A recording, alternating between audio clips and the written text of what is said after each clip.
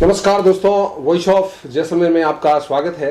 वर्तमान जो दौर चल रहा है यह राजनीतिक पंचायती राज का चुनावी दौर चल रहा है। हमारे साथ ओम जी शर्मा है जो जैसलमेर के ओम जी शर्मा सेवक है जो जैसलमेर के युवा राजनीति के एक चर्चित चेहरे हैं। इन्होंने कई दायित्व इनके पास राजनीतिक रहे हैं, भारतीय जनता पार्टी से जुड़े हुए हैं। क्योंकि वर्तमान जो स्थिति बन रही है, मुझे ऐसा लग रहा है कि ओम जी जैसलमेर अब जाके राजनीति में परिपक्वता आ रही है, क्योंकि एक बहुत बड़ा परिवार है जो अपनी पार्टी को छोड़ करके और निर्दलीय खड़ा हो रहा है।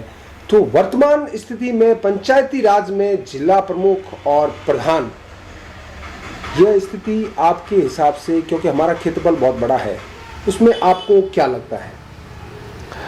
निश्चित रूप से जैसलमेर में बदलाव आया है।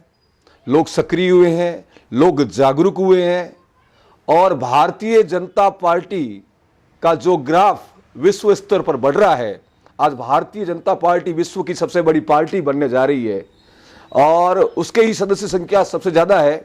रही बात जैसलमेर की, मैंने विविध दायित्वों का निर्वहन किया है। मैं युवा मोर्चा का जिला अध्यक्ष रहा हूँ, मैं भारतीय जनता पार्टी का जिला उपाध्यक्ष रहा हूँ, मैं भारतीय जनता पार्टी का नगर उपाध्यक्ष रहा हूं, मैं लंबे समय तक भारतीय जनता पार्टी का प्रवक्ता रहा हूं। इस कारण मीडिया के मित्रों से भी मेरा हमेशा कुछ न कुछ उनसे शेयर करने का मुझे अवसर प्रदान होता रहता है। रही बात जैसलमेर की राजनीति की, तो कांग्रेस तो अनुशासन, कांग्रेस में तो कहीं है ही नहीं। कौन सी कांग्रेस, कैसा अनुशासन? प्रदेश के अंदर कांग्रेस जो है वो अशोक गहलोत और सचिन पायलट के गुट में बंटी हुई है। और अभी आपने देखा पूरा देश जो है कोरोना, पूरा राजस्थान, पूरा प्रदेश, पूरा जिला कोरोना में दंश झेल रहा था, लोग मर रहे थे, हॉस्पिटल भरे पड़े थे।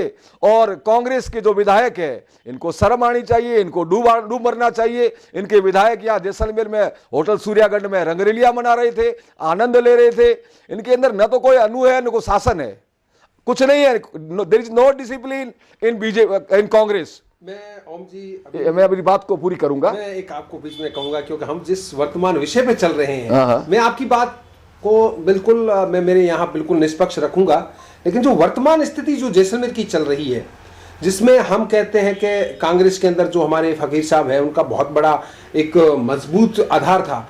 आज पंचायत समिति सम की तरफ करें, और जो सम क्षेत्र है उसमें जो जानब खां का एक नाम लिया जा रहा है, सोशल मीडिया पे एक विरोध हो रहा है, क्योंकि हम ऐसा एक मानते हैं इनके पास एक बड़ा वोटों का आधार था। तो वर्तमान जो स्थिति लग रही है, वो आपको भविष्य में क्या संकेत दे रही है जैसलमेर के राजनीतिक में? ऐसा है, मेरी जो दृष्टि दिख रही है मुझे, ये मेरे व्यक्तिगत विचार है।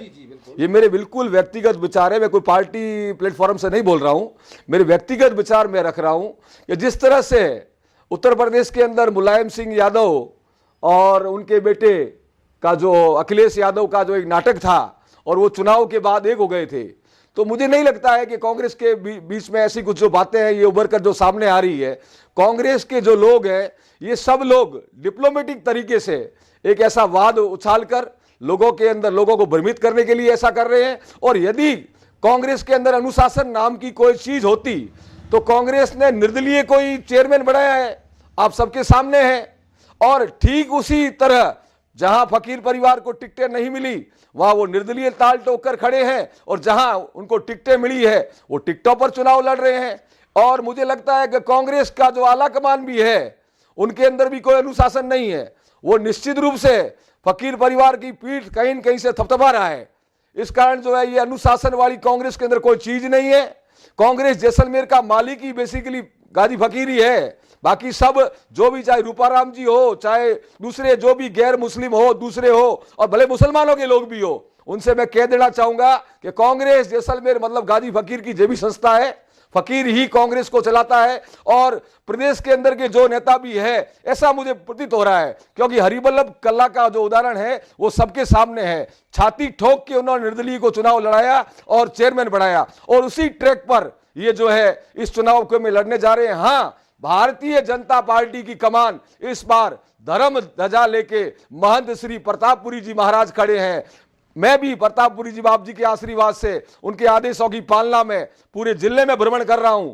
पूरे जिले में जो वायुमंडल बना है, जो वातावरण बना है, उस वातावरण से ऐसा प्रतीत हो रहा है हमने गलतियां कुछ कर ली, कुछ फॉर्म हमारे खारिज हो गए, इसकी संगठन स्तर पर समीक्षा होगी। जो जिम्मेवार लोग होंगे, इसके लिए जो जिम्मेवार थे उनसे भी पूछताछ की जाएगी, समीक्षाएं होगी। हमारे 2 फॉर्म खारिज हुए, 2 विड्रॉल हो गए और 2 जो है फॉर्म नहीं भरे गए, जो लोगों के फॉर्म खारिज किए गए, उसकी भी समीक्षा होगी। परंतु जो है बाप जी का कोई टिकट वितरण में कभी कोई रोल नहीं रहा। हम लोगों ने, कार्यकर्ताओं ने या संगठन के लोगों ने, मैं ये कहूंगा संगठन के जो पदाधिकारी है उन लोगों ने अपने बुद्धि विवेक से टिकट दिए हैं। और बाप जी जो है धर्म ध्वजा लेकर पूरे जिले में घूम रहे हैं। और जो वायुमंडल जिले में बन रहा है उससे मुझे ऐसा प्रतीत होता है कि भले हमारे पास 13 सीट जिला परिषद की सीटें हैं, हम उसके अंदर से हमारा जो जादुई अंक 9 है उसको हम क्रॉस करेंगे, जिला प्रमुख हमारा बनाएंगे, 7 समितियों में प्रधान हमारे बनाएंगे। मेरी एक बात सुनिए, आपने जो कहा है वह आप इस फील्ड में घूमते हो, आपने जो देखा है राजनीति, क्योंकि आप राजनीति के बड़े युवा चेहरे रहे हो। मेरा ये आपसे पूछना है, जैसे अभी आपने कहा कि हरिवल्लभ कल्ला को निर्दलीय बना करके चेयरमैन बना दिया, तो इस बार भी जैसे आपने कहा कि कांग्रेस यानी कि फकीर, तो इस बार भी उनके कुछ निर्दलीय उम्मीदवार उनके परिवार से खड़े हो गए हैं, तो इस बार भी क्या यह पत्ता चल जाएगा या नहीं जिला परिषद जिला प्रमुख के लिए? मेरा तो ये स्पष्ट मानना है, लड़ाई जो है भारतीय जनता पार्टी और निर्दलियों के बीच ही मुझे दिखाई दे रही है। और रूपाराम जी इस जीत के कहीं मुझे तो आसपास नजर नहीं आ रहे हैं। जो निर्दलीय की फील्डिंग फकीर ने सेट करी है उसके अंदर जो है कांग्रेस मुझे पिछड़ती हुई नजर आ रही है और कहीं न कहीं हमारा ही उनसे मुकाबला है और हम ही जिला प्रमुख बनाएंगे, ऐसा मेरा महंत प्रतापपुरी जी महाराज के आशीर्वाद से पूरा विश्वास है। और जिले का जो मैं वायुमंडल देख रहा हूं, स्पेशली राजपूत समाज और भारतीय जनता पार्टी से जुड़े जो तबके हैं, और इस बार दलित वर्ग भी हमारे साथ आया है और इससे ऐसा लग रहा है कि हम ही प्रमुख बनाएंगे, 7 समितियों में प्रधान बनाएंगे। और हाँ, और यदि निर्दलीय जीतने में फकीर कामयाब हो गया तो मैं आपको कहता हूं ये उसी तरह रूपाराम जी देखते रह जाएंगे, दूसरे भी देखते रह जाएंगे। भगवान ना करे कि ये फकीर कामयाब हो, और यदि फकीर कामयाब हो गया तो रूपाराम जी देखते रहेंगे, दूसरे देखते रहेंगे, फकीर जो है इस सीट पर काबिज हो सकता है और कांग्रेस उसका कुछ नहीं बिगाड़ेगी। मैं यही पूछना चाहता हूं, क्या अमीरुद्दीन जी जीत जाएंगे क्या? क्योंकि आप फील्ड में घूम रहे हैं, उनकी स्थिति कैसी है? उन कैंडिडेट्स के बारे में मैं ये कह दूं कि जैसे अब्दुल्ला फकीर है जो जिला प्रमुख के कैंडिडेट है और पूर्व जिला प्रमुख भी है, वो चुनाव लड़ रहे हैं। उनके भाई जो है पोकरण से विधायक भी है और मंत्री का, कैबिनेट मंत्री का पद भी है। उनके सामने सरवर खान छाती ठोक के खड़ा है और निश्चित रूप से बड़ा ही रोचक मुकाबला होगा। हम भगवान से प्रार्थना करते हैं कि भाई सरवर खान विजयी हो और अब्दुल्ला हारे। नहीं, जो जैसे यहाँ जानब जो है, जानब ने भी एक बहुत बड़ी अभी सोशल मीडिया पे अपना प्लेटफॉर्म तैयार किया है जो समसे हैं, तो उसने भी कहा है कि फकीर साहब ने उनके साथ जो वादे किए थे वो नहीं हुए, तो उनका इफेक्ट क्या अमरदीन जी के चुनाव पे पड़ेगा? मेरा ये तो देखो, ये तो जानब खान की और फकीर परिवार की अंदरूनी बात है। आप जैसे फील्ड में घूमते हो तो आपको उसमें बेनिफिट्स क्या मिलेंगे? देखिए, ये जो क्षेत्र है वहां पर अमरदीन चुनाव लड़ रहा है और अमरदीन चुनाव लड़ रहा है, उसके सामने जानब खान चुनाव लड़ रहा है। तो निश्चित रूप से जब ये कांग्रेस का एक बड़ा चेहरा, युवा कांग्रेस का प्रदेश का बहुत बड़ा ओहदे का जिम्मेवार पदाधिकारी और पूर्व प्रधान चुनाव लड़ रहा है, तो उन्होंने जो भी है अपने जीतने के हिसाब से कोई न कोई सेटिंग सेटेलाइट करके ही कार्यक्रम किया होगा।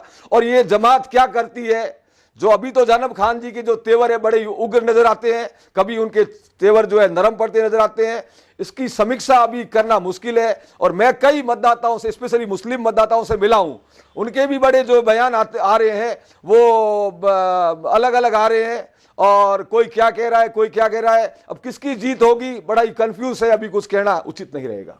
बिल्कुल, आपने जो कहा है, अब बिल्कुल मैं इस बात को तो मैं तवज्जो मैं भी दूंगा, लेकिन इस बार का जो समीकरण है वो यहाँ की आम जो पब्लिक है, जनता है, जो ग्रामीण वर्ग से है, क्योंकि पंचायती राज ग्रामीण वर्ग में होता है, वह इस बार के राजनीतिक परिदृश्य को महाभारत कह रही है। यानी कि जो महाभारत काल में जैसा हुआ था, धृतराष्ट्र का और पांडवों का जो एक मोह था, उस तरह का एक वातावरण हमारे फकीर साहब के उस माहौल में दिख रहा है, तो उस पर आप क्या कहना चाहेंगे? निश्चित रूप से गाजी फकीर जो है वो पुत्र मोह में अंधे हो रखे हैं। उनको चाहिए था कि वो जो है इस चीज से निकलकर और सबके बारे में सोचकर जो है कांग्रेस के बारे में सोचकर करते। हाँ, ये उनका व्यक्तिगत निर्णय, और जैसा कि मैंने कह दिया है कि समर्थ को ना दोष गोसाई, समर्थ को ना दोष गोसाई। गाजी फकीर जो है वो कांग्रेस के आका हैं, और जैसा कि अपन देखते हैं, मैंने एक बार देखा भी था, और कांग्रेस के नेताओं की जैसे हमारे नेता होते हैं उसके अंदर अनुशासन होता है, डिसिप्लिन होती है। कांग्रेस के अंदर कोई अनुशासन नहीं होता, कोई सिद्धांत नहीं होता।